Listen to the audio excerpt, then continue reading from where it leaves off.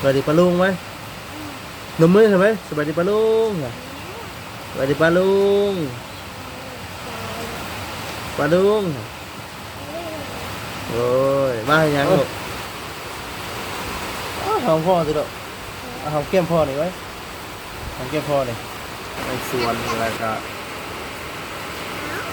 สร้างก็มาดำเนินการเราไปของเขาแต่ว่าเป็นตกคนเล่นที่คนน่ะคือบริเหตุพี่น้องบางทีตกทางเขาทางคนบ่ตกแต่เขาก็ยังบ่ฮู้พี่น้องเนาะโหลดว่าสิ่งเราเป็นจังไดพี่น้องเอ้ยเนาะหรือว่าคือได้เห็นคลิปต้องเอ็นแจ้งว่าสิไปรดน้ำมนต์มื้อนี้พี่น้องเอ้ยเนาะมีแต่ว่า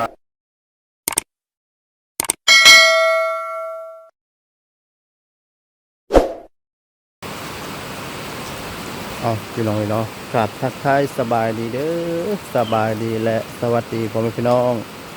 FC บุษกุสุคนเนาะหรือว่าเป็นพี่น้องทางฝั่งลาวเนาะฝั่งไทยทางต่างประเทศพี่น้องเนาะกันยินดีต้อนรับท่านเข้าสู่ช่องบ่าวซาดีซาแนลอีกแล้วพี่น้องเนาะพบกันคือเก่าเนาะพี่น้องเนาะพี่น้องเนาะมื้อนี้ก็บ่ได้ไปเวียกเนาะพี่น้องเนาะพอดีว่าฝนตกพี่น้องเนาะถ่ายบรรยากาศให้พ่อแม่พี่น้อง FC เราเที่ยวรถไปเที่ยวไปตื่นเช้ามากับมีคนรบคนลิ้นลองเลยเนาะขออนุญาตนำเลยนี่ก็อยู่กับลูกชายลองเลยเนาะบ้าสบายดีแล้วสวัสดีปลาลุงไหมนมมือใช่ไหมสวัสดีปลาลุงสวัสดีปลาลุงปลาลุง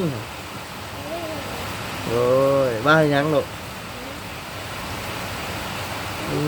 วางนอดถือหัวดอกเด้อ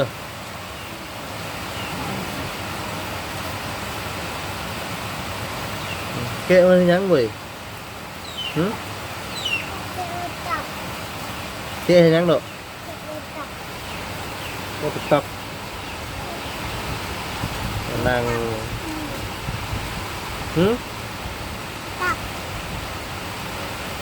ไปซ้ายจับ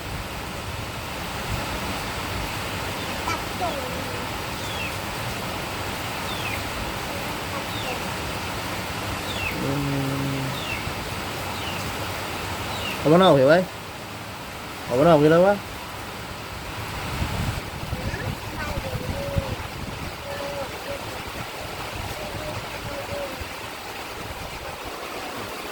บางเล็กคนเดียวโอ้เจ้า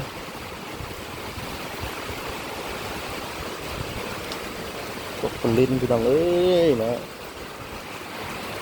บรรยากาศมาสีโต๊ะบนมือบนเล่นอะไรพี่น้องไอ้เบิ่งก็ได้เพราะว่าพายุเผาได้พี่น้องเลยเนาะ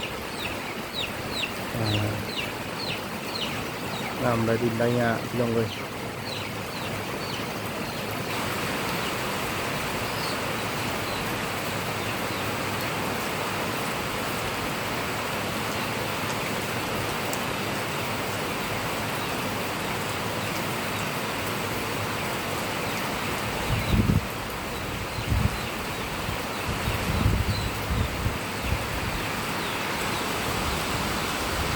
เครื่องแห้งงัวลองดิเดี๋ยวนี้ลูกไปจิ๊บแล้วฮะเดี๋ยวชายพอเก็บผู้เดียวบ่มีหมู่เล่น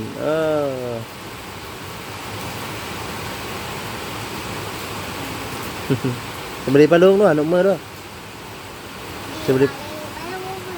สวัสดีปลาลุงเพิ่นอายพี่น้องเนาะอายกล้องเห็ดกล้องเราจะเป็นคนที่อาย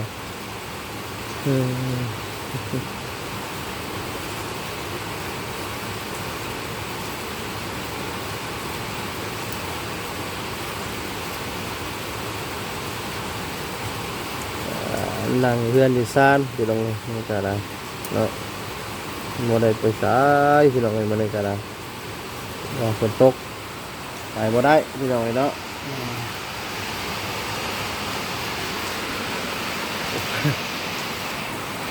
ข้างเท่าแม่พี่น้องเนาะคือคู่ไปแล้วไกลแรงน้ำก้นแล้วพี่น้องเลย คิดว่าเกลือเข่าไกล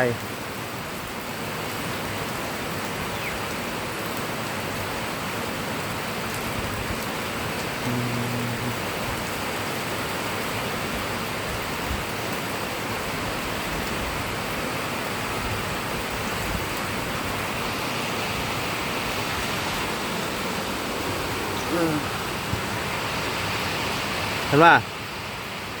นว่าเมื่อหาเผาบ่ดอกฮะกินบ่พอบ่เอ้ยตายเถอะเว้ย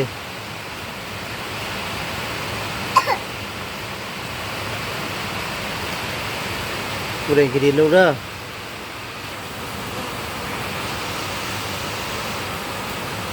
ป้ากูเร่งกินดินลูกป้าเข้ามาในเรือนป้า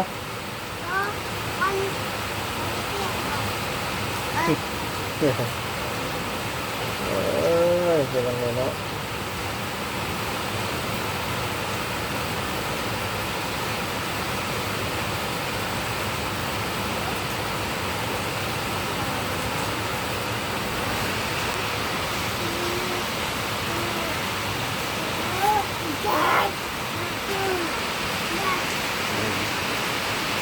ไหลพี่น้องเด้อนะสบายดีคนพี่น้อง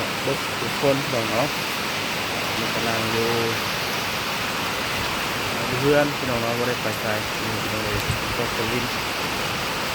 ไปใส่บ่ได้เนาะ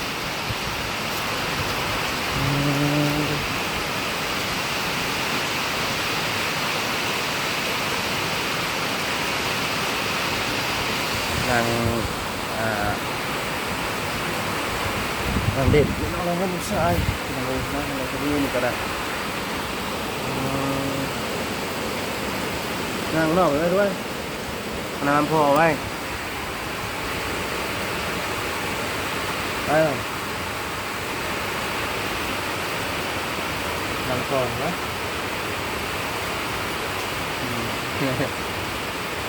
ดูมือดิคือเขาจะรอลิ้นลูกมาดิมา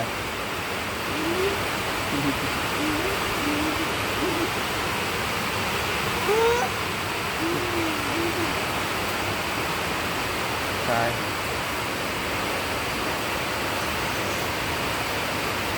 มือถึงแม่ด้วยเพื่อนแม่มือ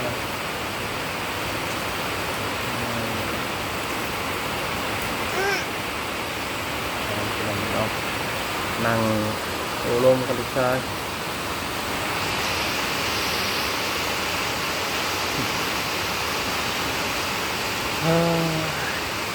ตกคนลิ้นพี่น้องเนาะช่วงนี้ก็ไปใส่มาใส่ก็ยากแน่พี่น้องเนาะเพราะว่าพายุเข้าพี่น้องในช่วงนี้อะไรเนาะมีแต่ว่าทางพี่น้องที่ว่าท่านใดเนาะไปทางคุกทางไกลเนาะไประมัดระวังกันด้วยพี่น้องเนาะขับรถขับลาเนาะระวังปลอดภัย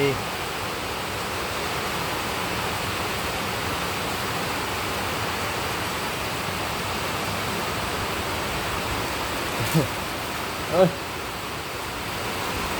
หอมพ่อสิลูกหอมเกี้ยมพ่อหน่อยไว้หอมเกี้ยมพ่อหน่อยพ่อเกี้ยมว่า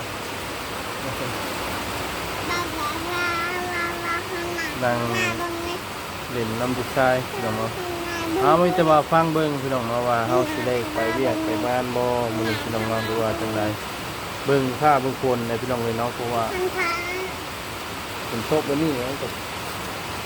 ไปยากแน่พี่น้องเนาะเพราะว่าถนนทางมันเปื้อนแล้วก็บางทียากในการถ่ายคลิปพี่น้องเลยเนาะพี่น้องเลยนี่ก็นั่งเปิดคลิปพี่น้องเลยเนาะ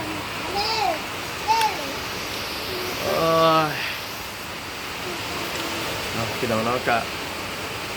ทั้งบ่อสิงเนาะพี่น้องเนาะเขากับบ่ได้ขับไปหาพี่น้องเนาะจะทั้งไอ้ส่วนกันยังไม่ได้ไปพี่น้องเลยเนาะทั้งไอ้ส่วนนี้ มื้อนั้นก็สร้างคนมาดำเนินการแล้วพี่น้องเนาะบ่ฮู้ว่าตอนนี้เพิ่นเฮ็ดไปได้ขั้นใดแล้วเนาะพี่น้องเนาะเพราะว่าทางบ่เสียนเข้าไปอ่าเมื่อก่อนเนาะพี่น้องเนาะเข้าไปหาในสวนแล้วก็สร้างจะมาดำเนินการเนาะพี่น้องเนาะแต่ว่าเป็นตกบ่ลิ้นสิเพิ่นน่ะสิบ่ได้เฮ็ดพี่น้องเนาะบ่เทื่อตกทางเฮาทางเพิ่นบ่ตกแต่เฮาก็ยังบ่ฮู้พี่น้องเนาะโดยพี่น้องเนาะช่วงนี้ก็บ่สิยังบ่ได้เข้าไปพี่น้องเนาะแต่ว่ารอ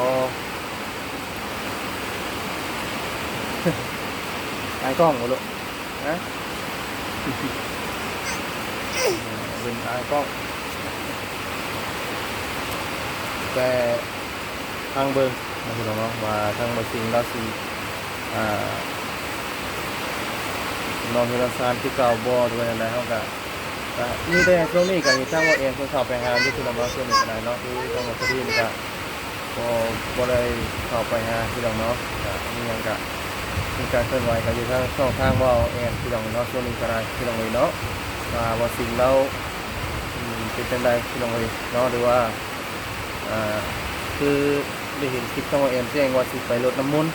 มื้อนี้พี่น้องเนาะมีแต่ว่ารอรับชมรับฟังน้ำกันพี่น้องส่องบอกเงินได้พี่น้องเด้อเนาะทางเข้ากันท่านได้เข้าไปพี่น้องเนาะเพราะว่า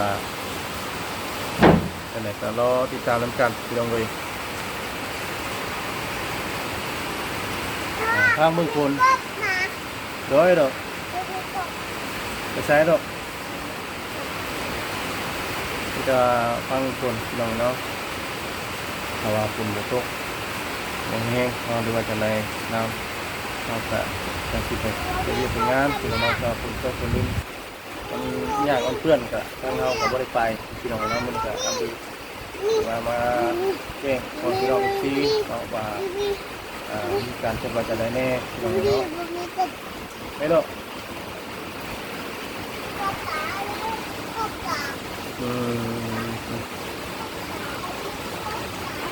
พี่น้องเลยเนาะเลยพี่น้องเลยเนาะ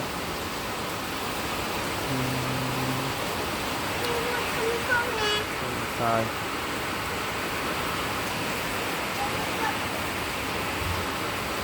ตกคนลิ้นพี่น้องเนาะช่วงนี้คือเห็นข่าวทั้ง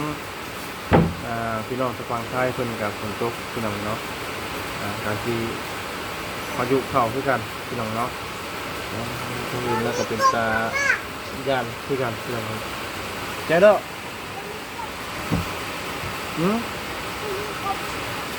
ไปใส่นางเบิ่งลูกชายพี่น้องเนาะโอ้ยบ่มีหมู่มีคู่เนาะพี่น้องเนาะเล่นผู้เดียวเพิ่นพี่น้องเลยเนาะแต่ละมือแต่ละเว้นกับทั้งน้องธันวาเพิ่นก็เล่นผู้เดียวพี่น้องเลยเนาะผู้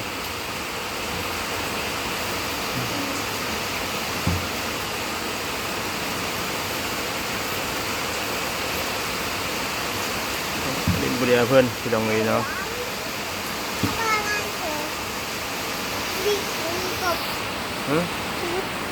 ครบเลยเนาะครบใส่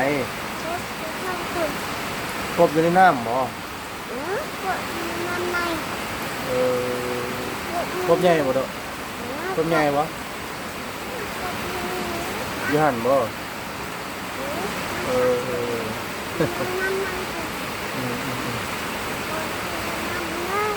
คุณบอกว่าไปหาครบไปอย่างพี่น้องเลย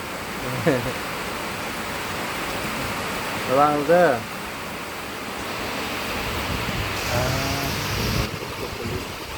บ่มีทางว่าจะเศร้าพี่น้องเนาะยังตกอยู่จุดเก่าเนาะโอ้ยพี่น้องเลยทำมาวันนั้นน้ำพอตายท่านจะซื้อว่าจะได้หรอจะซื้อว่าท่านว่าบ่จะซื้อว่าจะได้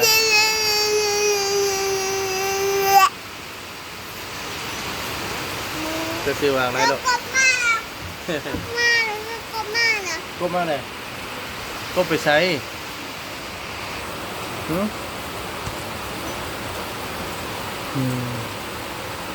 เพิ่นเห็น มาแล้ว เพิ่นเห็นเขียดเต้นมาพี่น้องว่ากบมาแล้วครับ เขี พี่ ย น้อง นะ เออก บเขียนบ่มี กบเขียดบ่มี กบเขียนเนาะกบ เออ เอาพี่น้องเนาะสำหรับคลิปนี้ก็บ่มีหยังพี่น้องเนาะก็มีไปประมาณนี้พี่น้องเนาะผิดพลาดประการใดก็ขอโทษขออภัยนะพี่น้องเด้อเนาะก็บ่คำจะอะไรทั้งหมดก็ดีบ่พูดถึงก็จะอะไรก็ขอโทษขออภัยหลายพี่น้องเนาะสำหรับคลิปนี้ลำลาไปก่อนเนาะครับตึ๊กไอ้ตกไปแล้วนอนโหลดโดดเนาะเอาสบายดีแล้วพี่น้องเด้อนะสบายดีแล้วสบายดีเว้ยสบายดีก่อนไว้สบายดีปะลูกก่อนสบายดีหันน้ำมือขึ้นไป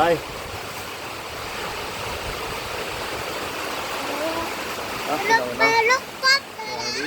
พี่น้องเลยเนาะ